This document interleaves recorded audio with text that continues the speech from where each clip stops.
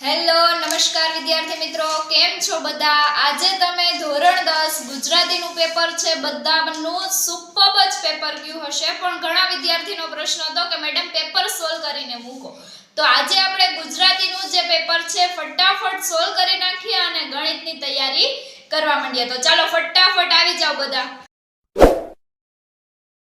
વિભાગ એ છે, એમાં જોડકું છે. એમાં પેલું છે હા બેટા ચાલ બહુ મોડું થઈ ગયું, એમાં આવશે ડ વિનુ કાકા બોડીને તાવડી કાંકી કેવી, એમાં આવશે ઈ જીવલો.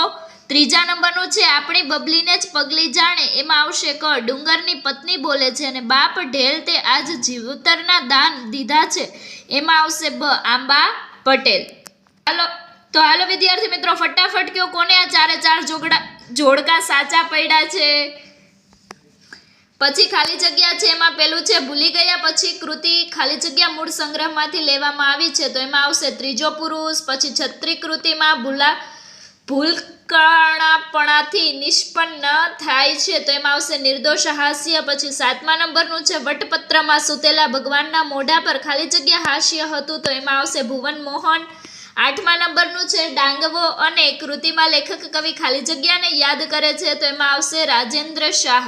આ ચારે પાંચ ખાલી જગ્યા કોને સાચી પડી છે? ચાલો ફટાફટ મને કોમેન્ટ કરીને જણાવો વિદ્યાર્થી મિત્રો. પછીના આપણા જે પ્રશ્ન છે એમાં 9મો પ્રશ્ન છે હોસ્પિટલની શોભા શાનાથી વધારો થઈ શકે તે છે? તો કે બેડ ખાલી રહેવાથી તેની શોભા વધી શકે છે. પછીનો 10મો છે હિમાલયમાં એક સાહસ કૃતિમાં શું પ્રગટ થાય છે? તો કે એમાં સાહસ પ્રગટ થાય છે. પછીના જે 3-4 વાક્યના પ્રશ્ન છે, પછી આ મુદ્દાસર પ્રશ્ન છે. હવે આપણે વિભાગ બી માં જોડકા જોઈ લઈએ ફટાફટ. તો એમાં છે વિનોદ જોશી, તો એમાં આવશે ક હું એવો ગુજરાતી. પછી રાવજી પટેલ છે, તો એમાં આવશે બ. જયંત પાઠક છે, એમાં આવશે ઈ. અને ગંગા સતી છે, એમાં આવશે અ. ચાલો કોને વિભાગ બી માં જોડકાના 4 માર્ક મળી ગયા છે? ચાલો ફટાફટ મને કોમેન્ટ કરીને જણાવો વિદ્યાર્થી મિત્રો.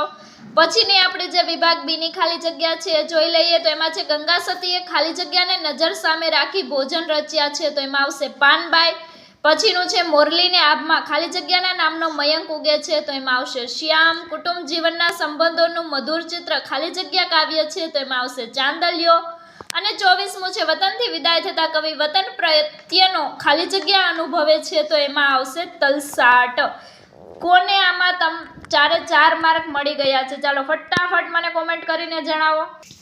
પછીના આપણા નાના પ્રશ્ન છે, એમાં ગરીબ સ્ત્રીની ચૂંદડી ક્યાં સુધી સાથે રહે છે? તો કે કફન સુધી. કફન ન લખ્યું હોય તો વિદ્યાર્થી મિત્રો મૃત્યુ લખ્યું હશે તો પણ સાચું પડશે. પછી 26મો પ્રશ્ન છે કવિની દ્રષ્ટિએ ભારવાળો મુંગટ એટલે શું? તો કે જવાબદારી વાળો મુંગટ. પછીના જે આપણા મોટા પ્રશ્ન છે એ બધા છે. હવે આપણે વિભાગ સી માં આગળ જઈએ. તો વિભાગ સી માં જોડણી છે, એમાં છે નીચેના શબ્દોની સાચી જોડણી. તો એમાં કીડિયારું છે આ રીતે લખાશે, પછી સન્નિધિ છે એ આ રીતે લખાશે. ચાતુર્માસની સંધિ છોડો, તો એમાં આવશે ચાતુ પ્લસ માસ. પછી તેજ પુંજ શબ્દનો સમાસ જણાવો, તો એમાં આવશે તત્પુરુષ સમાસ. પછી જોડણી ભેદ અને અર્થભેદ, તો એમાં સૂર છે તો નાદ આવશે ને સને રસવા વાળું શું છે એટલે દેવ આવશે. પછીનો અલંકાર છે તો એમાં આવશે રૂપક અલંકાર. પછી તમને પ્રત્યય જણાવવાનું કીધું છે, તો સુરક્ષિત છે તમારો પર પ્રત્યય થશે. પછી 39મો પ્રશ્ન છે સમાનાર્થી. એમાં ઓથ તો સહારો અને સાંજ તો સંધ્યા અને કંચન છે દ્રવ્યવાચક સંજ્ઞા છે. પછી રૂઢિપ્રયોગ છે દાવ પેચ રમવા એટલે કોઈ પણ સાથે રમત રમવી. પછીની કહેવત છે બાંધી મુઠ્ઠી લાખની, તો જ્યાં સુધી કોઈ વાત બહાર ન જાય ત્યાં સુધી જ એ યોગ્ય છે. પછીનો શબ્દ સમૂહ છે સબને ઓઢાડવાનું લુગડું એટલે આવશે કફન. પછીનો 44મો વિરોધી શબ્દ છે શ્યામ, તો શ્યામ એટલે કાળું થશે. કાળોનો વિરુદ્ધાર્થી સફેદ અથવા શ્વેત તમે લખી શકો છો. પછી 45મું છે કર્તરી વાક્યમાં ફેરવો, તો એમાં કર્તરી વાક્યમાં ફેરવશો તો જવાબ આવશે કે જશોદા મૈયાએ કૃષ્ણ કુંવરને શણગાર્યો. પછી તળપદા શબ્દ છે ખોભાણ, તો ખોભાણ એટલે ગુફા અથવા ખીણ ગમે તે એક ચાલશે. પછીનું છે વિશેષણ શોધો, તો એમાં થોડા છે એ વિશેષણ છે અને એ પ્રમાણવાચક વિશેષણ છે. પછીનું ક્રિયા વિશેષણ છે તો એમાં કદી આવશે અને કદીનો પ્રકાર છે રીતિવાચક. પછી સૌંદર્ય છે તો એમાં આ રીતે એની સંધિ છૂટી પડાશે સ પ્લસ ઓ પ્લસ ન પ્લસ દ પ્લસ અ પ્લસ ર પ્લસ ય પ્લસ પછી 50મું છે પ્રેરક વાક્યમાં રૂપાંતર કરો તો એમાં આવશે કે આપણે વિદ્યાર્થીઓ પાસે પ્રેમ શૌર્યનું ગીત ગવડાવીએ. અને પંક્તિમાં રહેલો છંદ મેળવો તો એમાં આવશે દોહરો છંદ. અને પછીનું છે છંદનું બંધારણ તો એમાં આવશે શિખરીણી. અહીંયા આપણો વિભાગ સી પૂરો થયો વિદ્યાર્થી મિત્રો. તો મને ફટાફટ કોમેન્ટ કરીને જણાવો વિભાગ સી માં કોને કેટલા માર્ક મળ્યા છે. હવે વિભાગ ડી માં છે 3 વારના મુજને મળ્યા હૈયું મસ્તક ને હાથ જા ચોથું નથી માગવું બહુ દઈ દીધું નાથ. અને બીજો છે સમેના વેર વેરથી ટળેના પાપ પાપથી ઔષધ સર્વે દુઃખોનું મૈત્રી ભાવ સનાતન.